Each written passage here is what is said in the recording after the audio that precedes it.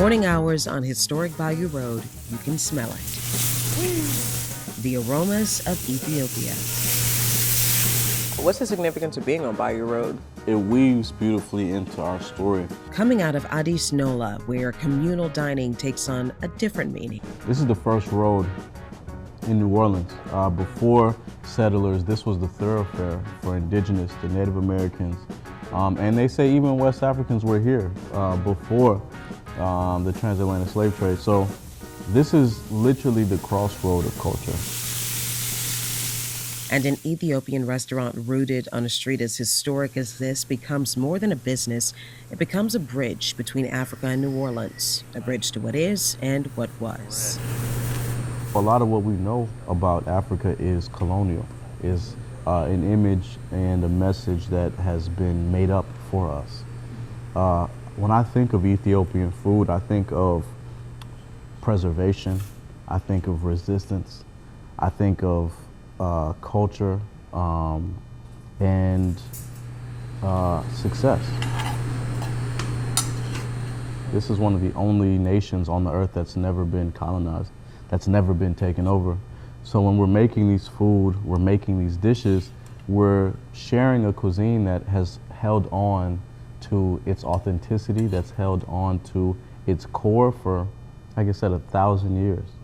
And when I think of New Orleans food, I think of it in the same way, holding on to Black culture, preserving Black culture to celebrate and eat and come around the table. Speaking of, it's time to eat. Oh my God. Woo! What am I looking at right now? This is the world platter. We call it the Alamayehu. This is the world of Black Ethiopian New Orleanian culture on a plate. This is the dorowat, the national dish of Ethiopia. Then you have the lamb tibs right here, just tibs, sauteed onions, tomatoes, peppers, ginger, garlic. Then you have, some of the things that we're familiar with, the greens. We get the greens in the South. Yes. So we know about that. Yes, we do. Cabbage. All of it eaten by hand with injera, a flatbread made from teff, which is one of the oldest grains in the world. Did you see any similarities between New Orleans cuisine and the Ethiopian dishes? And one thing about this plate that makes me fall in love with it so much and the culture is that Black culture crosses oceans. The Pacific, the Nile River, the Mississippi River, it crosses cultures.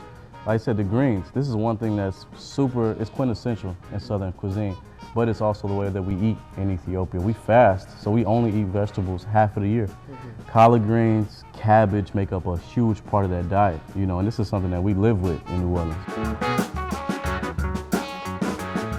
I think it's no coincidence Addis Nola found its home on Bayou Road. I think everywhere you look in New Orleans, there's African food. It might be hidden, it might be masked as something else, but at the end of the day, the credit goes to the people who brought the food here.